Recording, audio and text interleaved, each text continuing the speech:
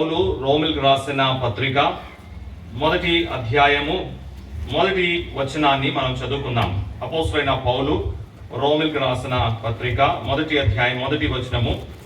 సహోదరు మైక్ ఉన్నది కాబట్టి ఆయన చదివి నాకు సహాయం చేస్తారు. యేసుక్రీస్తు దాసుడును అపోస్తలుగా ఉండుటకు పిలువబడిన వాడును దేవుని సువార్త నిమిత్తము ప్రత్యేకింపబడిన వాడునైన పౌలు. చాలు. అపోస్తలుడైన పౌలు తన పరిచయ మాటలు ప్రతి సంఘానికి చెప్తూ తన గురించి ఏం చెప్తున్నాడు? కనీసము 2 లేకపోతే 3 మాటలు చెప్తున్నాడు కదా. ఈ విషయాలు మనకు తెలిసిందే, కలిసి ధ్యానించుకుంటున్నాం, ఆత్మీయమైన పాఠాలు నేర్చుకుంటాం. పౌలు సంఘాలకు కానీ వ్యక్తులకు కానీ పత్రికలు రాసినప్పుడు పౌలు తన పరిచయం ఎలా ఇస్తున్నాడు? ఒకటి, క్రీస్తు యేసు దాసుడు అంటున్నాడు కదా. Paul, a servant of Jesus Christ. యేసు క్రీస్తు దాసుడిని అంటున్నాడు. రెండవది ఏమంటున్నాడు? పౌల్ అండ్ అపోస్తల్ అన్నాడు. అపోస్తలైన పౌలు అన్నాడు. అలాగే యేసు క్రీస్తు ఖైదీ అయిన పౌలు అన్నాడు కదా. Paul a prisoner of Lord Jesus Christ. పౌలు తన పరిచయ మాటలు సంఘాలకైనా వ్యక్తులకైనా విశ్వాసకైనా రాస్తూ తన గురించి చెప్పిన మాట ఏంటి అంటే, నేను యేసు క్రీస్తు దాసుణ్ణి, నేను అపోస్తలుణ్ణి, నేను యేసు క్రీస్తు ఖైదీని అని తన గురించి చెప్తున్నాడు. కానీ వాస్తవంగా మనం చూసుకుంటే పౌలు ఒక ప్రారంభము అది కాదు. అపోస్తలుడైన పౌలు తన పత్రికల్లో కనీసము 4 విషయాలు మాట్లాడుతూ కనబడుతున్నాడు. జాగ్రత్తగా గమనించండి. అపోస్తలుడైన పౌలు తన పత్రికల్లో కనీసము 4 విషయాలు ఖచ్చితంగా మాట్లాడుతూ కనబడుతున్నాడు. ఒకటి, దేవుని గురించి మాట్లాడుతున్నాడు. దేవుడు అంటే దైవత్రిత్వము. తండ్రి అయిన దేవుని గురించి తన పత్రికలో మాట్లాడుతున్నాడు. కుమారుడైన దేవుని గురించి తన పత్రికలో మాట్లాడుతున్నాడు. అలాగే పరిశుద్ధాత్మ దేవుని గురించి తన పత్రికలో మాట్లాడుతున్నాడు. కాబట్టి పౌలు ప్రతి పత్రికల్లో దైవత్రిత్వము గురించి మాట్లాడుతున్నాడు. రెండవది, పౌలు తన పత్రికలో సంఘము విశ్వాసుల యొక్క జీవిత విధానం గురించి మాట్లాడుతున్నాడు. పౌలు తన పత్రికలో సంఘం అంటే ఏంటి, సంఘంలో మనం ఏమై ఉన్నాము, సంఘంలో ఉన్న విశ్వాసులు మనం ఎలా ప్రవర్తించాలి, విశ్వాసుల యొక్క జీవిత విధానము. కాబట్టి సంఘము, సంఘంలో ఉన్న విశ్వాసులు, విశ్వాసుల యొక్క జీవిత విధానము, దాంట్లో భక్తి వస్తుంది, పరిశుద్ధత వస్తుంది, పరిచర్య వస్తుంది. కాబట్టి రెండవది, పౌలు సంఘము, సంఘ సహవాసము, విశ్వాసుల యొక్క జీవిత విధానం గురించి తన పత్రికలో రాసి అందిస్తున్నాడు. మూడవది, 2 విషయాలు పౌలు తన పత్రికలో మాట్లాడుతున్నాడు. మూడవది, పౌలు తన పత్రికలో ఇతరుల గురించి మాట్లాడుతున్నాడు. టాకింగ్ అబౌట్ అదర్స్, ఇతరుల గురించి మాట్లాడుతున్నాడు. ఇతరుల గురించి పౌలు ఎక్కువగా మంచి మాట్లాడాడు. ఇతరుల యొక్క విశ్వాసాన్ని ప్రశంసిస్తున్నాడు. ఇతరులు చేసిన పరిచర్యలో ఆనందిస్తున్నారు. ఇతరుల మంచి విషయాన్ని బట్టి దేవుణ్ణి స్తుతిస్తూ వారి గురించి ఇతరులకి తెలియపరుస్తున్నాడు. కాబట్టి పౌలు మూడవది తన పత్రికల్లో ఇతర విశ్వాసుల గురించి మాట్లాడుతూ వారి విశ్వాసాన్ని ప్రశంసిస్తున్నాడు, వారిని ప్రోత్సహిస్తున్నాడు, వారికి ఇతరులకి వారు పరిచయం ఇస్తున్నాడు. నాలుగవది, పౌలు తన గురించి మాట్లాడుతున్నాడు. పౌలు పత్రికల్లో చాలా సార్లు పౌలు తన గురించి మాట్లాడుతూ కూడా కనబడుతున్నాడు కదండి. తిమోతికి రాస్తూ ఏమన్నాడు? పూర్వము నేను దూషకుడును, హింసకుడును, హానికరును అన్నాడు కదా. కాబట్టి తన గురించి మాట్లాడుతున్నాడు. కొరింథీ పత్రిక మీరు చదవండి, గలతీ పత్రిక మీరు చదవండి. పౌలు తన గురించి అనేకమైన విషయాలు మాట్లాడతారు. ఫిలిప్పీ పత్రిక చదవండి. ఫిలిప్పీ పత్రిక 3వ అధ్యాయం is dedicated completely to the life and calling of Paul. పౌలు యొక్క జీవితము, పౌలు యొక్క పిలుపు, పౌలు యొక్క జీవిత విధానము ఫిలిప్పీ పత్రిక 3వ అధ్యాయంలో చాలా స్పష్టంగా పౌలు మాట్లాడతాం. కాబట్టి పౌలు తన పత్రికలో ఒకటి, దైవత్రిత్వము గురించి మాట్లాడుతూ కనబడుతున్నాడు. రెండోది, సంఘము, విశ్వాసులు, సహవాసము, విశ్వాస జీవిత విధానం గురించి, పరిచర్య విధానం గురించి, భక్తి జీవితము, పరిశుద్ధ గురించి మాట్లాడుతూ కనబడుతున్నాడు. మూడవది, పౌలు ఇతరుల గురించి మాట్లాడుతున్నాడు. ఇతరుల గురించి పౌలు మంచి మాట్లాడాడు, అలాగే చెడ్డవాళ్ళ గురించి కూడా జాగ్రత్త పరిచాడు. అయితే ఎక్కువ శాతము ఇతరుల గురించి మంచిగానే మాట్లాడుతూ కనబడుతున్నాడు. తర్వాత తన గురించి మాట్లాడారు. అపోస్తలుడైన పౌలు తన జీవితం గురించి స్పష్టమైన అవగాహన కలిగి ఉన్నాడు. ఉపోద్ఘాతంగా ఈ మొదటి సెషన్లో పౌలు గురించి మనం చూస్తుండగా పౌలుతో దేవుడు ఎలా వ్యవహరించాడో అది ముందు చూస్తాం. అలాగైతే పౌలు తన జీవితం గురించి చాలా స్పష్టమైన అవగాహన కలిగి ఉన్నాడు. అందుకే చెప్పాను, పౌలు పరిచయ మాటల్లో పౌలు ఏం చెప్తున్నాడు చెప్పండి? నేను క్రీస్తు యేసు దాసుణ్ణి అంటున్నాడు. అంటే తన ఏమై ఉన్నాడో అనే విషయాన్ని జ్ఞాపకం ఉంచుకుంటున్నాడు. ఏంటది? నేను యేసు క్రీస్తు దాసుణ్ణి అంతే. రెండోది, ఆయన పిలుపుని జ్ఞాపకం చేసుకుంటున్నాడు. నేను అపోస్తలుణ్ణి, ప్రభు నాకు ఇచ్చిన పని, ప్రభు తన దాసుడికి ఇచ్చిన పని ఏంటి అంటే అతను అపోస్తలుడు. అపోస్తలుడు అంటే పంపబడిన వాడు కదా. తర్వాత యేసు ప్రభు పరిచర్య చేస్తుండగా తనకి జరిగిన సంగతి చెప్తున్నాడు. లేకపోతే ఒక వ్యక్తి దేవుని కొరకై సాక్షిగా నిలిస్తే తనకి ఎటువంటి పరిస్థితులు ఎదురవుతాయో చెప్తున్నాడు. యేసు క్రీస్తు ఖైదీని అన్నాడు కదా. కాబట్టి పౌలు తన గురించి స్పష్టమైన అవగాహన కలిగి ఉన్నాడు. ఈ మధ్యాహ్న సమయంలో విశ్వాసులైన మనము కూడా మొదటి పాఠం నేర్చుకున్నాం. యేసు ప్రభువులో మనం ఏమై ఉన్నామో మనకి స్పష్టమైన అవగాహన అవసరము. ప్రభు మనల్ని రక్షించిన విధానము, ప్రభు మనల్ని పిలిచిన విధానము, ప్రభు మనకు అప్పగించిన పరిచర్య, ప్రభువులో మనము ఏమై ఉన్నామో మనము స్పష్టమైన అవగాహన కలిగి ఉండాలి. ఏమాత్రం ఎక్కడ కూడా సందేహము ఉండడానికి వీల్లేదు. అందుకే తన లేఖనాన్ని దేవుడు మనకి ఇచ్చాడు. లేఖనంలో అనేకమైన భక్తుల జీవితాన్ని మాదిరిగా మనకి ఇచ్చాడు. విశ్వాసులుగా ఎక్కడ కూడా ఏ ఒక్క విషయంలో కూడా సందేహంలో ఉండడానికి వీల్లేదు. అది నా పిలుపు విషయంలో కానీ, నా రక్షణ విషయంలో కానీ, నా పరిచర్య విషయంలో కానీ, భక్తి సంబంధమైన జీవితం విషయంలో కానీ, పరిశుద్ధత విషయంలో కానీ, లోకంతో నేను వ్యవహరించిన విషయమే కానీ, ఇంకేదైనా విషయం, నా నిరీక్షణ కానీ, ఏ విషయంలో కూడా నేను సందేహంలో ఉండడానికి వీల్లేదు. కానీ విశ్వాసంగా మనము అనేకమైన విషయాల్లో సందేహపడుతున్నాం కదా. చాలా మంది రక్షణ విషయంలో సందేహపడేవారు ఉన్నారు. నిజంగా నేను రక్షించబడానా లేదా? నిజంగా రక్షణ ఇలా ఉంటుందా? ప్రభు నన్ను కూడా వచ్చినప్పుడు తీసుకువెళ్తాడా లేదా? సందేహంతో ఉన్నవారు చాలా మంది ఉన్నారు. నిరీక్షణ విషయంలో సందేహించేవారు చాలా మంది ఉన్నారు. నిజంగా ప్రభు వస్తారా? నిజంగా చనిపోయి మనం తిరిగి లేస్తామా? నిజంగా పరలోకంలో ఉంటామా? సేవ విషయంలో సందేహం కలిగిన వారు చాలా మంది ఉన్నారు. నిజంగా దేవుడు నన్ను సేవకు పిలిచాడా? నిజంగా నేను చేస్తున్నాను దేవుని పనేనా? దీనికి నాకు ప్రతిఫలం వస్తుందా? విశ్వాస జీవితంలో ఏ విషయంలో కూడా అనుమానముతో ఉండడానికి వీల్లేదు. అపోస్తలుడైన పౌలు, ఆదిమ సంఘంలో ఉన్న విశ్వాసులందరూ కూడా దీనికి నిదర్శనం. పౌలు చెప్తున్నాడు, నేను క్రీస్తు యేసు దాసుణ్ణి, నేను యేసు ప్రభు అపోస్తలుణ్ణి, నేను ఆయన ఖైదీని. యేసు ప్రభు గురించి నేను నిందలు అవమానం సహిస్తూ నేను ఆయన ఖైదీగా ఉన్నాను. ఆయన పక్షంగా, ఆయన వాడుగా నేను ఆ పరిస్థితులు ఎదుర్కొంటున్నాను. విశ్వాసంగా మనము కూడా అంతే. ఎక్కడ కూడా ఏ విషయంలో సందేహపడద్దు. అలాగైతే పిలుపు విషయంలో తర్వాత వస్తాం. పౌలు గురించి మాట్లాడినప్పుడు మనకు వచ్చే మొట్టమొదటి సందేహం ఏంటి అంటే, ఒక డిబేట్ నడుస్తూ ఉంటుంది, నిజంగా పౌలు అపోస్తలుడేనా అని. అవునా కాదా?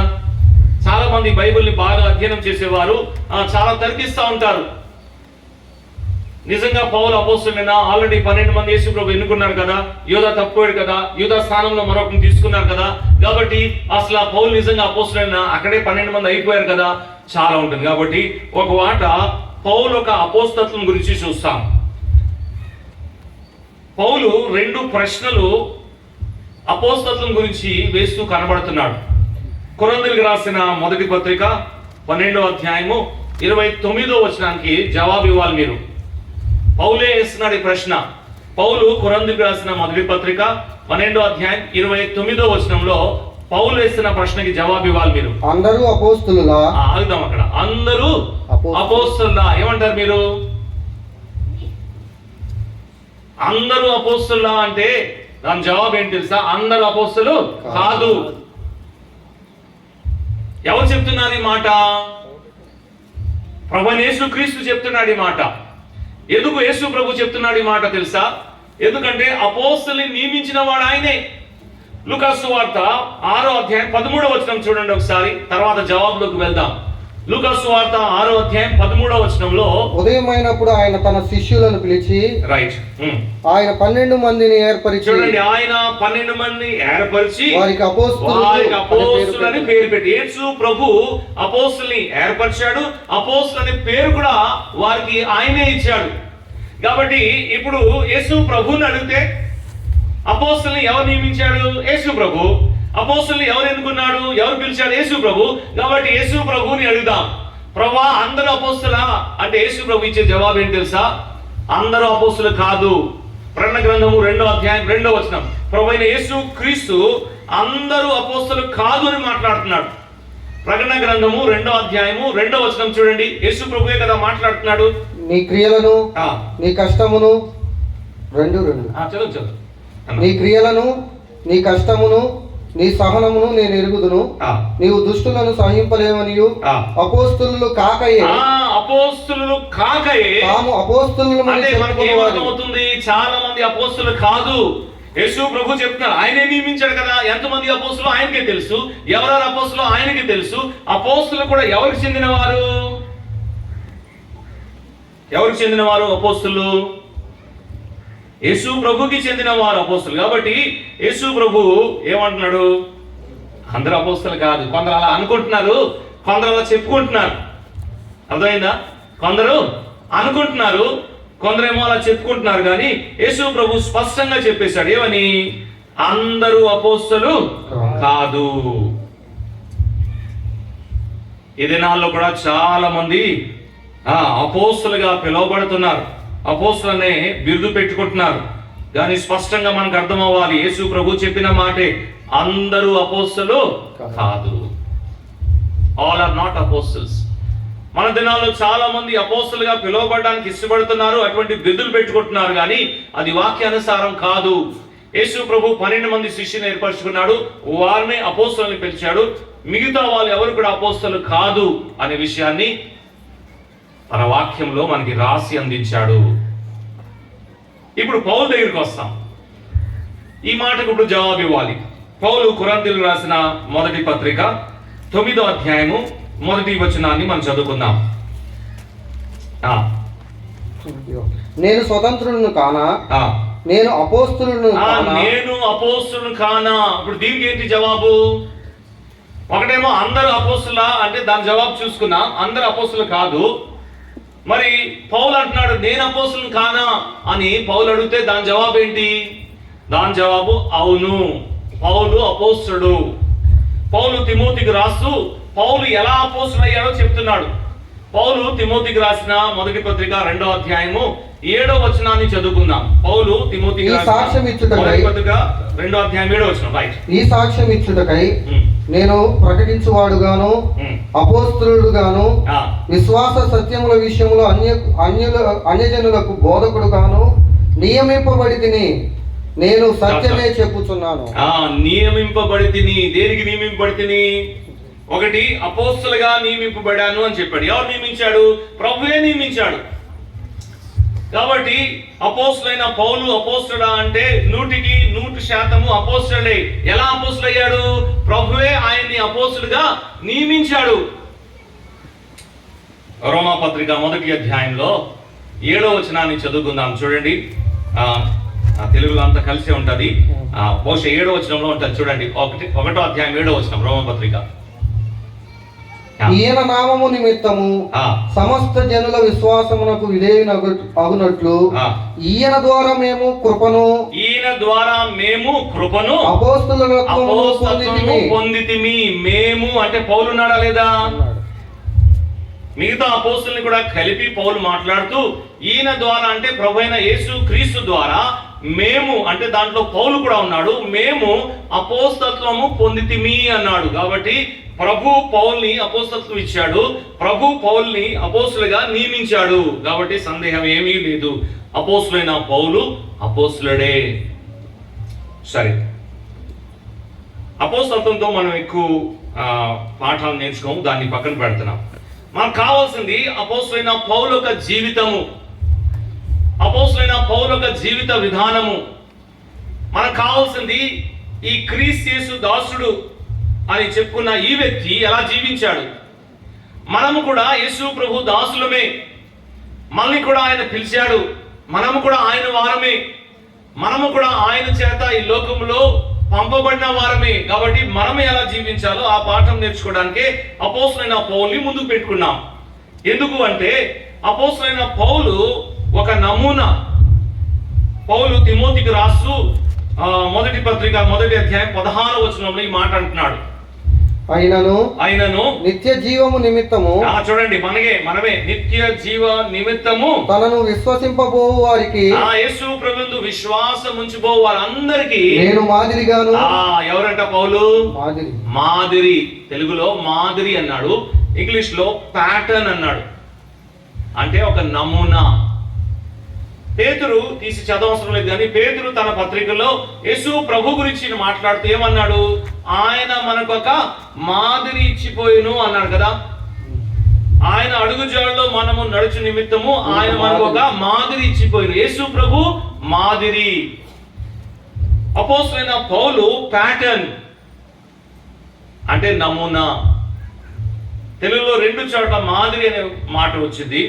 అలాగైతే పౌలు విశ్వాసులకి ఒక నమూనాగా, ఒక విశ్వాసి ఎలా జీవించాలి, యేసు ప్రభువునందు విశ్వాసం ఉంచిన వారికి నేను ఒక నమూనా.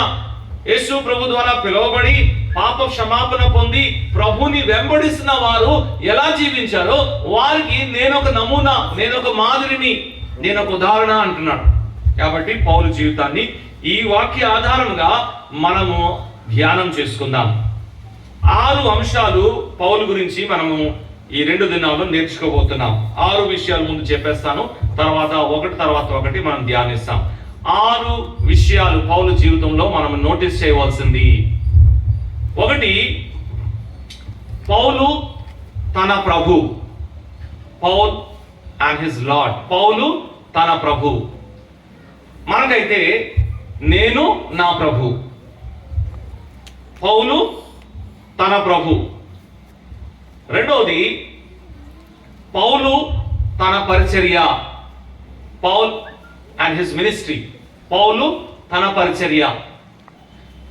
మనకైతే నేను నా పరిచర్య. మూడవది, పౌలు తన ప్రార్థనలు. Paul and his prayers. పౌలు తన ప్రార్థనలు. మనకైతే నేను నా ప్రార్థనలు. 1, పౌలు తన ప్రభు. 2, పౌలు తన పరిచర్య. 3, పౌలు తన ప్రార్థనలు. 4, పౌలు తన పత్రికలు. Paul and his letters. పౌలు తన పత్రికలు. మనకైతే పత్రికలో ఉన్న సంగతులు. 5, పౌలు తన ప్రయాణము లేకపోతే ప్రయాణాలు. Paul and his journeys. పౌలు తన ప్రయాణాలు. మనకైతే మన విశ్వాస ప్రయాణము. 6, పౌలుతో ఉన్న పనివారు. పౌలుతో ఉన్న పనివారు లేకపోతే జత పనివారు. ఈ 6 విషయాలు పౌలు జీవితంలో మనము చూస్తూ మనకు కావలసిన మాటలు నేర్చుకోబోతున్నాం. మళ్ళా రిపీట్ చేస్తున్నాను. పౌలు జీవితాన్ని 6 కోణం నుంచి మనము ధ్యానించబోతున్నాం. మొదటిది, పౌలు తన ప్రభు. 2, పౌలు తన పరిచర్య. 3, పౌలు తన ప్రార్థనలు. 4, పౌలు తన పత్రికలు. 5, పౌలు తన ప్రయాణాలు. తర్వాత 6, పౌలుతో ఉన్న పనివారు లేకపోతే పౌలు జత పనివారు. చాలా విషయాలు ఈ మాటల్లో మనం చూడగలము. అలాగైతే ఈ మొదటి సెషన్లో దేవుడు పౌలుతో వ్యవహరించిన విధానాన్ని మనము క్లుప్తంగా చూస్తాం. మనకున్న సమయంలోనే ఈ తలంపులు మనము ధ్యానించుకుందాం. పౌలుతో ప్రభు వ్యవహరించిన విధానము. How the Lord dealt with Paul. ఇది చూస్తూ ఒక విశ్వాసితో ప్రభు ఎలాగా ప్రవర్తిస్తాడు అనే మాటని నేర్చుకుంటాం. మనకు చాలా అవసరమైంది. How lord deals with a believer. ప్రభు ఒక విశ్వాసితో ఎలా ప్రవర్తిస్తాడు, ఎలా వ్యవహరిస్తాడు. పౌలుతో ఎలా వ్యవహరించాడో అలాగే మనందరితో కూడా వ్యవహరిస్తాడు. వీటిలో కూడా కనీసము 6 లేకపోతే 7 అంశాలు ఉన్నాయి. అది క్లుప్తంగా మనం చూసుకుంటాం. How God deals with a believer. How God deals with his servant. దేవుడు ఒక విశ్వాసితో, దేవుడు తన సేవకుడితో ఎలా ప్రవర్తిస్తాడు, ఎలా వ్యవహరిస్తాడు. మొట్టమొదటిది పౌలు గలతీయులకు రాసిన పత్రిక 1వ అధ్యాయం చదువుతాం. చూడండి, పౌలు గలతీయులకు రాసిన పత్రిక 1వ అధ్యాయము 15వ వచనం చదువుదాం. గలాషియన్స్ చాప్టర్ 1 and verse 15. అయినను తల్లి గర్భమునందు పడినది మొదలుకొని నన్ను ప్రత్యేకపరిచి, చాలు, నన్ను ప్రత్యేకపరిచి, గాడ్ సపరేటెడ్ మీ. ఇదే మాట మనము రోమా పత్రిక 1వ అధ్యాయం 1వ వచనంలో చదువుకున్నాం. గాడ్ సపరేటెడ్ మీ. దేవుడు పౌలు ఏం చేశాడు చెప్పండి? ప్రత్యేకపరిచాడు. ఎప్పుడు ప్రత్యేకపరిచాడు? పౌలు అంటున్నాడు, నా తల్లి గర్భంలో పడిన మొదలుకొని అన్న. కానీ ఎఫెసీ పత్రికలోకి వచ్చేటప్పటికి మనం ఏం చూస్తున్నాము అంటే, పౌలు చెప్తున్నాడు అసలు అక్కడ కూడా కాదంట. ఎప్పుడంట? జగత్ పునాది వేయబడక ముందు. జగత్ పునాది వేయబడక ముందు దేవుడు పౌలుని కూడా వేరుపరిచాడు, మనందరినీ కూడా అలాగే వేరుపరిచాడు. దేవుడు తన దాసుని, దేవుడు తన వారిని అనగా ఆయన యందు విశ్వాసం ఉంచిన వారిని ముందుగానే ఆయన ప్రత్యేకించుకున్నాడు అనే విషయాన్ని మనం ఇక్కడ నేర్చుకుంటున్నాం. ఇది మన ఊహ అన్నదు. ప్రీడెస్టినేషన్ అంటాం. తల బాదుకుంటున్నారు చాలా మంది, ఇది ఎలా సాధ్యము, దేవుడు పక్షపాతియా లేకపోతే ఏంటి అని. అవన్నీ విషయాలు మనకు అనవసరం. మనం అర్థం చేసుకోవాల్సింది ఏంటంటే, దేవుడు మనల్ని ఏం చేశాడు? ప్రత్యేకపరిచాడు. గాడ్ సపరేటెడ్ us కదండి. ఇదే మాట ఎక్కడ చదువుతున్నాం తెలుసా? ఆ పెంతెకోస్తు దినమందు పరిశుద్ధాత్మ దేవుడు దిగి వచ్చినప్పుడు పేతురు సువార్తను ప్రకటించాడు. ఆ సువార్త అనేక హృదయంలో పనిచేసింది. వారి హృదయాలు నొప్పిపడాయి. వారు పేతురు దగ్గరికి వచ్చి, అయ్యా మేమేం చేయాలి అని అడిగారు. అవునా కాదా? అపోస్తల కార్యగ్రంథం 2వ అధ్యాయంలో మాట ఉంటున్నాం. అప్పుడు పేతురు వారికి చెప్పిన మాట ఏంటంటే, ఈ వక్రమగు తరము నుంచి మీరు ఏమవ్వాలి? వేరయ్యి అన్నాడు. బీ సపరేట్ అన్నాడు కదా, మీరు వేరవ్వండి అన్నాడు. భౌతికంగా వేరవడము అనేది ఒక విశ్వాసి చేస్తున్న పనిగా కనపడినా ఆత్మీయంగా దేవుడే వేరుపరిచాడు. విశ్వసించే వారందరూ కూడా ఈ విషయాన్ని గమనించాలి. ఒకానొక రోజు నేను సువార్తను విన్నాను, యేసు ప్రభు గురించిన విషయాలు విన్నాను, నేను పాపి అనే విషయం నేను గ్రహించాను. ఆయన దగ్గరికి వచ్చి, ప్రభువా నేను పాపిని, నన్ను క్షమించు అని నేను ప్రార్థన చేశాను. ప్రభు నా ప్రార్థన ఆలకించి నన్ను క్షమించాడు. నేను ప్రభువానయ్యాను. ఇంకా ఆ దినము మొదలుకొని నేను ప్రత్యేకించబడి ప్రభు కొరకై జీవిస్తున్నాను. ఇది భౌతికంగా దేవుని పరిశుద్ధాత్మ నడిపింపులో నేను చేయుటకు ప్రభు నాకు ఇచ్చిన కృప. కానీ ఆత్మీయంగా ఎవరు నన్ను వేరుపరిచాడు? దేవుడే. ఎప్పుడు వేరుపరిచాడు? మనం పుట్టక ముందే, జగత్ పునాది వేయబడక ముందే ఆయన మనల్ని ఏం చేశాడు చెప్పండి?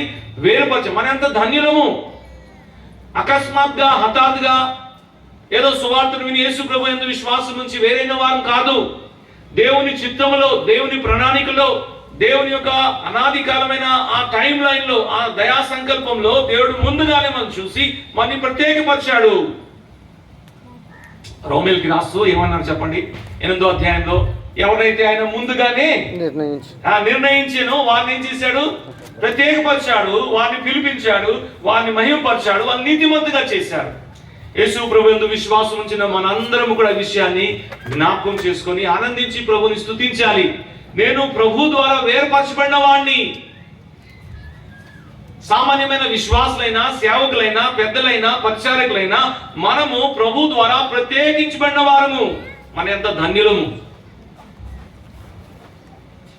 కీర్తనకారుడు అంటున్నాడు, 65వ కీర్తన 4వ వచనంలో ఈ మాట అంటున్నాడు. చూడండి, Psalm 65 and verse 4. 65వ కీర్తన 4వ వచనము.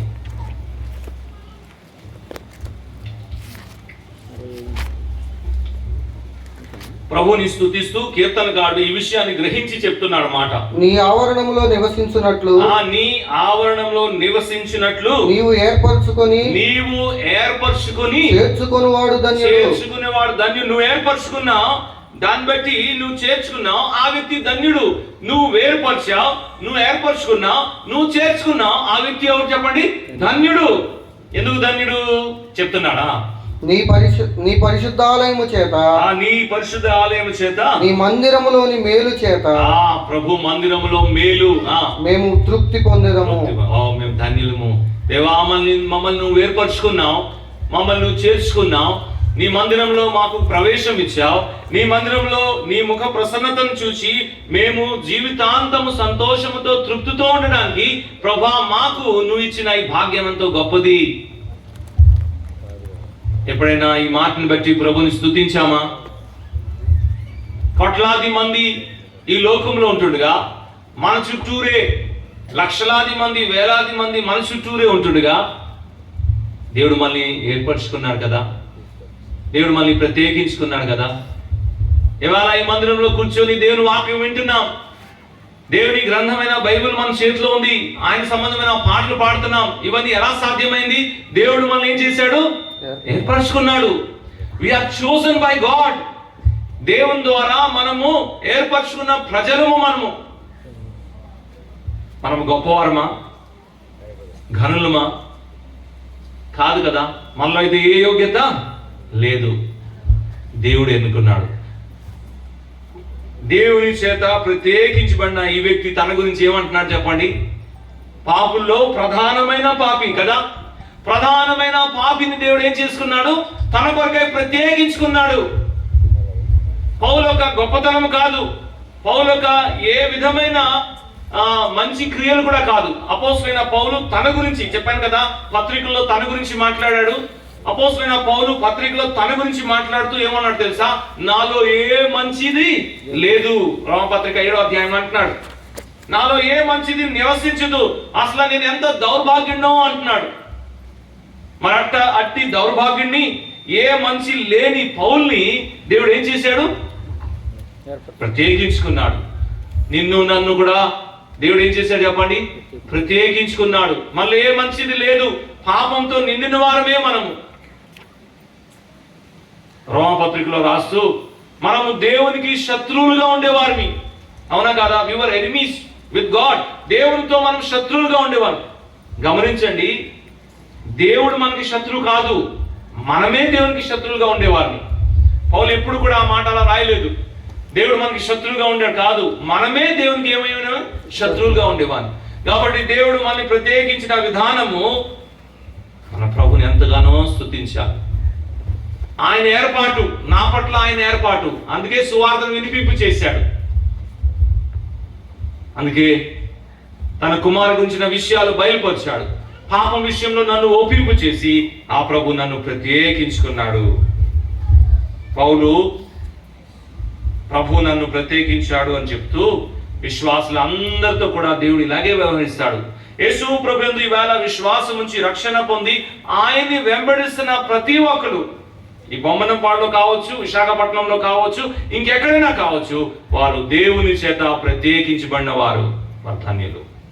రెండవది, పౌలు తిమోతికి రాసిన మొదటి పత్రిక 1వ అధ్యాయం 12వ వచనం చూడండి, ఎలా వ్యవహరిస్తున్నాడో చూస్తున్నాం. పౌలు తిమోతికి రాసిన మొదటి పత్రిక 1వ అధ్యాయం 12వ వచనం. పూర్వము దోషకుడను, చదవండి. హింసకుడను, హానికరుడైన నన్ను తన పరిచర్యకు నియమించి నమ్మకమైన వారిగా ఎంచినందున అన్నాడు కదా. గాడ్ కౌంటెడ్ మీ ఫెయిత్ఫుల్. దేవుడు రెండోది పౌల్తో డీల్ చేసినప్పుడు గాడ్ కౌంటెడ్ పౌల్ ఫెయిత్ఫుల్. దేవుడు పౌల్ని నమ్మకమైన వారిగా ఎంచుకున్నాడు. అలాగైతే మన గురించి మనల్ని కూడా అలాగే వ్యవహరిస్తున్నాడు. మనతో కూడా దేవుడు మనల్ని నమ్మకమైన వారిగా ఎంచుకున్నాడు. God counted us faithful. నమ్మకమైన వారిగా ప్రభు మనల్ని ఎన్నుకొని ఆయన తన పనిలో మనల్ని ఉంచాడు. అపోస్తలుడైన పౌలు తన గురించి జ్ఞాపకం చేసుకుంటున్నాడు. దేవుడు నన్ను నమ్మకమైన వారిగా ఎన్నుకొని తన పరిచర్యలో నన్ను ఉంచాడు. మనలో ప్రతి ఒక్కరు కూడా దేవుని పనిలో ఉన్నాం, దేవుని పని చేస్తున్నాం. ఎందుకు చేస్తున్నామో తెలుసా? దేవుడు మళ్ళీ నమ్మకమైన వారుగా ఎంచుకున్నాడు కాబట్టి.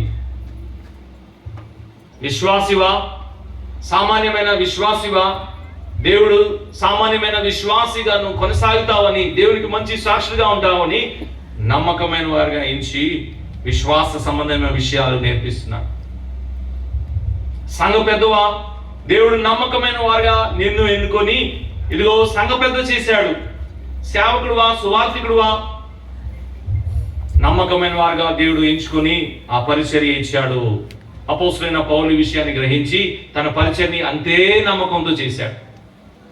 దేవుడు నన్ను నమ్మకమైన వారుగా ఎంచాడు కాబట్టి నేను నా జీవితాంతము నా దేవుడికి నమ్మకమైన వారుగానే ఉండాలి. మళ్ళీ ఎంతోమంది ఈ విషయాన్ని గ్రహిస్తున్నాం. నమ్మకమైన వాడు ఆయన మన ఎన్నుకొని అనేకమైన బాధ్యతలు ఇస్తున్నారు, పరిచర్య ఇస్తున్నాడు. మరి ఈ బాధ్యతలో, ఈ పరిచర్యలో, ఈ పనిలో మనం ఎంత నమ్మకమైన వారుగా ఉంటున్నాం? దేవుని పట్ల ఆ నమ్మకత్వాన్ని మనము కూడా ప్రదర్శిస్తున్నామా? పౌలు తిమోతికి చెప్తూ ఒక పెద్ద విషయం చెప్పాడు. అదేం తెలుసా? చాలా సార్లు మనం అవిశ్వాసులు అయిపోయినా దేవుడు ఏమంటాడు? దేవుడు మాత్రము మన పట్ల నమ్మకమైన వాడుగానే ఉంటాడు. దేవుడు తన నమ్మకత్వాన్ని మన పట్ల ఎప్పుడు కూడా మార్చడు కదా. మనం ఎందుకు మారుతున్నాం? ఒకరోజు దేవుని కొరకే నమ్మకంగా ఉంటున్నాం, ఇంకో రోజు దేవుని కొరకే నమ్మకంగా ఉండలేకపోతున్నాం. ఒక పూట దేవుని పట్ల చాలా నమ్మకంగా ఉంటే మరొక పూట ఏమవుతున్నాం? దేవుని పట్ల ఆ నమ్మకత్వాన్ని చూపెట్టలేకపోతున్నాం. అయితే ప్రతి విశ్వాసి జ్ఞాపకం ఉంచుకోవాలి, పౌలు జ్ఞాపకం ఉంచుకున్నట్లు దేవుడు నన్ను నమ్మకమైన వాడుగా, అందుకే నాకు పరిచర్య ఇచ్చాడు, అందుకే నాకు బాధ్యత ఇచ్చాడు, అందుకే నాకు బిడ్డలు ఇచ్చాడు, అందుకే నాకు గృహం ఇచ్చాడు, అందుకే నాకు ఉద్యోగం ఇచ్చాడు. దేవుడు నన్ను నమ్మకమైన వాడుగా ఎన్నుకొని నాకు ఈ బాధ్యతలు ఇస్తుండగా నేను ఎలా ఉండాలి? నమ్మకమైన వాడుగా ఉండాలి. అది రెండవది. మూడవది, అపోస్తలుడైన పౌలు కొరింథీయులకు రాస్తూ మొదటి పత్రిక 16వ అధ్యాయం 9వ వచనాన్ని చదువుకుందాం. పౌలు కొరింథీయులకు రాసిన మొదటి పత్రిక 16వ అధ్యాయం 9వ వచనం. పౌలుతో దేవుడు వ్యవహరిస్తున్న విధానము, దాంతో మనం ఆత్మీయమైన పాఠం నేర్చుకుంటున్నాం. రైట్. కార్యానుకూలమైన మంచి సమయము నాకు ప్రాప్తించి ఉన్నది, మరియు ఎదిరించు వారు అనేకులున్నారు గనుక పెంతెకోస్తు వరకు ఎఫెసులో నిలిచి ఉన్నాను. కింద ఫుట్ నోట్ దేవుడు గొప్ప ద్వారము, God has opened a big door of opportunity for me. దేవుడు నా కొరకై ఒక గొప్ప ద్వారాన్ని తెరిచి ఉంచాడు అన్నాడు. పౌలు గురించి దేవుడు చేస్తున్న కార్యం, పౌలుతో వ్యవహరిస్తున్న విధానము, పౌల్ని ప్రత్యేకించాడు, మళ్ళీ కూడా ప్రత్యేకించాడు. పౌల్ని నమ్మకమైన వాడుగా ఎంచుకున్నాడు, మళ్ళీ కూడా నమ్మకమైన వాడుగా ఎన్నుకుంటున్నాడు. పౌలు ముందు ఒక గొప్ప ద్వారాన్ని, పరిచర్య చేయుటకు, సువార్తను ప్రకటించుటకు, ఆత్మను సంపాదించుటకు, ప్రార్థన చేయుటకు, విశ్వాసాన్ని బలపరచుటకు, వాక్యాన్ని వివరించుటకు పౌలు ఎదుట గొప్ప ద్వారాన్ని దేవుడు తెరిచి ఉంచాడు. అలాగైతే మన కొరకై కూడా దేవుడు ఏం చేశాడు చెప్పండి? గొప్ప ద్వారము తెరిచి ఉన్నాడు. భక్తిగా జీవించుటకు, పరిశుద్ధతలో కొనసాగుటకు, దేవుని వాక్యాన్ని వివరించుటకు, ఆత్మను సంపాదించుటకు, విశ్వాసాన్ని బలపరచుటకు దేవుడు మన ముందు ద్వారాన్ని తెరిచి ఉన్నాడు. అపోస్తలుడైన పౌలు దాన్ని చూడగలిగాడు, అందుకే అక్కడ నిలిచి ఉన్నాడు. నీ ఎదుట దేవుడు ఏ ద్వారము తెరిచి ఉన్నాడో చూచి అక్కడ నిలిచి ఉండు. ప్రకటన గ్రంథం 3వ అధ్యాయం 8వ వచనంలో ఒక సంఘంతో మాట్లాడుతూ అంటున్నారు కదా దేవుడు, నీ ఎదుట ఒక గొప్ప ద్వారము తెరిచి ఉన్నాను. ప్రకటన గ్రంథము 3వ అధ్యాయం 8వ వచనం చూడండి, ఏమంటున్నాడు? నీ క్రియలను నేను ఎరుగుదును, నీకున్న శక్తి కొంచెమై ఉండినను నీవు నా వాక్యమును గైకొని నా నామము ఎరుగుననలేదు. ఇదిగో ఇదిగో తలుపు నీ ఎదుట ఏం చేశానంట? తీసి ఉంచాను. I have kept the door open for you. నీ కొరకై ఒక ద్వారాన్ని తెరిచి ఉంచాను అంటున్నాడు. ఏంటి? ఎందుకు ఈ ద్వారం? దేవుని కొరకై పని చేయడానికి ద్వారం. It's a door of opportunity. ఆత్మను సంపాదించడానికి ద్వారం తెరిచి ఉంచాడు. విశ్వాసాన్ని బలపరచడానికి ద్వారం తెరిచి ఉన్నాడు. సంఘాల్లో దేవుని వాక్యాన్ని వివరించడానికి ద్వారం తెరిచి ఉన్నాడు. ఎవరైతే వెనకంజ వేశారో వాళ్ళని మరలా తిరిగి తీసుకురావడానికి ద్వారం తెరిచి ఉన్నాడు. ఎంత పని ఉందో మనకి, ప్రార్థన చేయడానికి ద్వారం తెరిచి ఉన్నాడు. కన్నీరు కాచడానికి ద్వారం తెరిచి ఉన్నాడు. మారు మనసు పొందడానికి ద్వారం తెరిచి ఉన్నాడు. విశ్వాసి, ఈ ద్వారము చూడగలుగుతున్నావా? నీ ఎదుట ఉన్న ద్వారము ఏంటో గ్రహించావా? ఫిలదెల్ఫియా సంఘంతో చెప్పాడు ఆ మాట కదండి. ఇటీవలే కాలంలో మరి బ్రదర్ అసెంబ్లీస్ 200 సంవత్సరాలు ఆయన సెలబ్రేషన్ చేశారు కదా. వాటి గురించి మనం వెళ్ళట్లేదు, కానీ చాలా మంది బైబిల్ పండిత అభిప్రాయము ఫిలదెల్ఫియా సంఘ కాలము బ్రదర్ సంఘాలంట. దేవుడు ద్వారము తెలిసి ఉంచాడు. మా ద్వారము కనబడుతుందా? దేవుడు నా ఎదుట తెలిసిన ద్వారం ఏంటో కనుక్కున్నావా? పౌలు ఎదుట దేవుడు ద్వారం తెరిచి ఉంటే విశ్వాసులందరి ఎదుట దేవుడు ద్వారము తెరిచి ఉంచుతాడు అనే విషయాన్ని గమనించాలి. 4వది, దేవుడు పౌలుకి విశేషమైన కృప ఇచ్చాడు. ఏంటి విశేషమైన కృప అంటే శ్రమలు సహించే కృప. బలహీనతలో కూడా బలము పొందుతూ దేవుని కొరకే ముందు కొనసాగుటకు పౌలుకి దేవుడు కృప ఇచ్చాడు. మనందరికీ తెలిసిందే కదా, నా కృప నీకు చాలును అన్నాడు. పౌలు కొరింథీయులకు రాసిన 2వ పత్రిక 12వ అధ్యాయం 9వ వచనంలో ఈ మాట ఉంది. ఎందుకు అంటే పౌలు ప్రభువుని వేడుకున్నాడు. ప్రభువా, శారీరకమైన బలహీనత ఉంది, ఇది నేను సహించలేకపోతున్నాను, నాకు ముళ్ళుగా ఉంది, సాతాను దోత నన్ను ఏదో హింసించినట్లుంది, దేవుడు సహాయం చేయంటే ప్రభు అన్నాడు, నా కృప నీకు చాలు. పౌలుకి దేవుడు ఏం చేశాడు చెప్పండి? విశేషమైన కృప ఇచ్చాడు. ఏంటి ఆ కృప అంటే శ్రమల మధ్యలో కూడా బలము పొందుతూ ప్రభు కొరకై ముందుకు కొనసాగే కృప. బలహీనత ఉన్నా, ఇబ్బంది ఉన్నా, కరీరున్నా, దుఃఖం ఉన్నా, బాధ ఉన్నా సరే బలము పొందుతూ దేవుళ్ళో ముందుకు కొనసాగే కృప పౌలుకు మాత్రమే కాదు, మనందరికీ కూడా దేవుడు ఇస్తున్నాడు. నష్టం కలిగిన, అపాయాలున్నా, వ్యతిరేకత ఉన్నా, బెదిరింపులు ఉన్నా, శారీరకమైన బలహీనతలు ఉన్నా, అనారోగ్య పరిస్థితులు ఉన్నా, ఆర్థికమైన ఇబ్బందులు ఉన్నా, మనలో చాలా మంది ప్రభువులో సంతోషంతో కొనసాగుతున్నారు. కారణం ఏంటి తెలుసా? దేవుడు ఇచ్చిన కృప. చాలా మంది చాలా నష్టపోయిన వారు ఉన్నారు, ఆయన సంతోషంతో ప్రభువులో కొనసాగుతున్నారు. కారణం ఏంటి? దేవుని కృప. ఇబ్బందులో ఉన్నా సరే, కష్టాల్లో ఉన్నా సరే, బాధలో ఉన్నా సరే, వ్యాధిలో ఉన్నా సరే, చాలా మంది దేవుని భక్తులు, దేవుని దాసులు సంతోషంతో, ఆనందంతో కీర్తన పాడుతూ ప్రభు గురించి ప్రకటించే వారు కనబడుతున్నారు. కారణం ఏంటి? దేవుని కృప కదా. 4వది, దేవుడు పౌలుకి విశేషమైన కృప ఇచ్చాడు. మనందరికీ కూడా ఆ కృప మనకి ఇస్తున్నాడు. 5వది, దేవుడు పరిచర్య చేయుటకు పౌలుకి సహాయకుడు ఇచ్చారు. ఈ మాట ఇక్కడ చెప్పారు ఎందుకంటే పౌలు తన పనివారం మనం చూస్తాం. God gave helpers to Paul. దేవుడు పౌలుకి పని చేయుటకు, పరిచర్యని కొనసాగుటకు, పరిచర్యలో ముందుకు వెళ్ళటకు సహాయకులను ఇచ్చాడు. హెల్పర్స్. వారు పౌలుతో ఉండి పౌలుకి సహాయం చేశారు. పౌలు బానిసలు కాదు, వారు they are not slaves to Paul, కానీ పౌలుకి సహాయకులు. ఈ విషయం తర్వాత మనం కవర్ చేస్తాం. 6వది, దేవుడు మనకు కూడా మన పనిలో కొనసాగడానికి సహాయకులు ఇస్తాడు.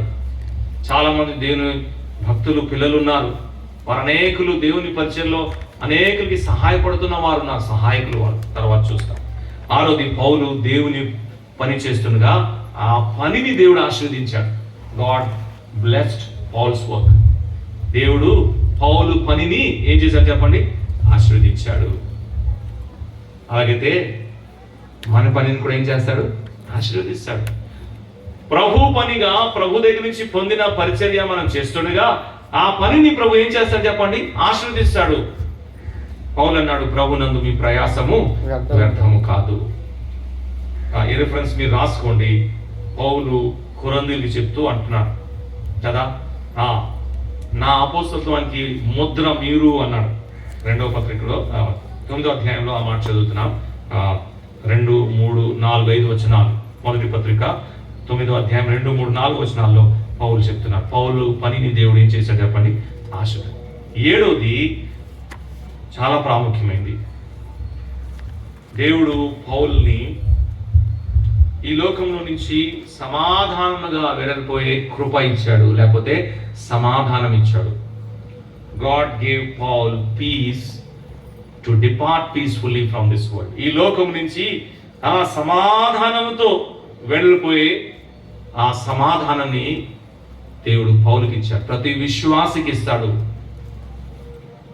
Every believer experience this grace, ఈ కృప, ఈ సమాధానం. ఈ లోకం నుంచి ఎలాగెళ్తాము? కృపతో. సిమియోను అనే భక్తుడు ఏమన్నాడు యేసు ప్రభువుని చూడగానే? సమాధానంతో నీ దాసుని పోనిస్తున్నావు కదండి. భక్తులందరూ కూడా ఎవరు కలవరపడలేదు మరణం వచ్చినప్పుడు, ఎవరు దుఃఖించలేదు, ఎవరు చింతించలేదు కదండి.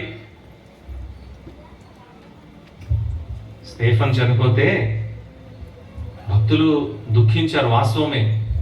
కానీ స్టెఫెను మరణించిన వ్యక్తి ఎలా మరణించారో చూడండి కదా. మరణించిన వ్యక్తి యేసు ప్రభుని చూస్తూ ప్రార్థన చేస్తూ ఎంత సమాధానంతో వెళ్ళాడు. కానీ భక్తుడికి అది దుఃఖమే, కానీ మరణించిన వ్యక్తి సమాధానంతో వెళ్ళాడు. అపోస్తలుడైన పౌలు కూడా అంతే. బహుశా పౌలుతో ఉన్నవారు దుఃఖించి ఉంటారేమో, తిమోతి, తీతు, ఇంకా చాలా మంది ఉన్నారు. కానీ పౌలు చెప్తున్నాడు, నాకు కిరీటం ఉంచాడు దేవుడు, నేను అక్కడికి వెళ్తాను, ఆ కిరీటాన్ని తీసుకుంటాను. ఏ మాత్రము దుఃఖం లేదు. మరణించిన వ్యక్తి విశ్వాసం మనం కూడా దేవుడు ఈ కృప మనకి ఇస్తాడు. ఇలాగా దేవుడు తన భక్తులతో, దేవుడు తన విశ్వాసులతో ప్రవర్తించేవాడుగా ఉన్నాడు, వ్యవహరించేవాడుగా ఉన్నాడు. ఎన్ని చూసుకున్నాం? 7 చూసుకున్నాం. ఈ 7 దేవుడు మన జీవితంలో కూడా ఉంచాడు. క్లుప్తంగా జ్ఞాపకం చేసుకున్నాం. 1, ప్రత్యేకించుకున్నాడు. 2, నమ్మకమైన వారిగా ఎన్నుకున్నాడు. 3, ద్వారం మన కొరకే తెరిచి ఉంచాడు. 4, విశేషమైన కృప, బలహీనతలందు బలం పొంది ముందు కొనసాగే కృప ఇచ్చాడు. 5, మనకి సహాయకులుగా అనేకులకి ఇచ్చాడు. 6, పౌలు పనిని ఆశ్రదించాడు, మన పనిని కూడా ఆశ్రదిస్తాడు. 7, ఈ లోకం నుంచి సమాధానంతో పోనిచ్చే ఆ సమాధానము పౌలుకి ఇచ్చాడు, మనకు కూడా ఇస్తాడు. మన భాగ్యం ఎంత గొప్పది! ఎంత ప్రభుని స్తుతించాలి, ఎంత ఆయన నామాన్ని మహింపరచాలి, ఎంత ఆయనలో సంతోషించాలి. ఇంత గొప్ప రక్షణ ప్రభు మనకిచ్చాడు. ప్రభుని స్తుతిస్తూ మనకున్న భాగ్యంని ఒకసారి మరలా జ్ఞాపకం చేసుకుంటూ ప్రభులో ముందుకు కొనసాగుతూ ప్రభు మనకు సహాయం చేయను గాక. ఈ మాటల ద్వారా ప్రభు మనం దీవించును గాక.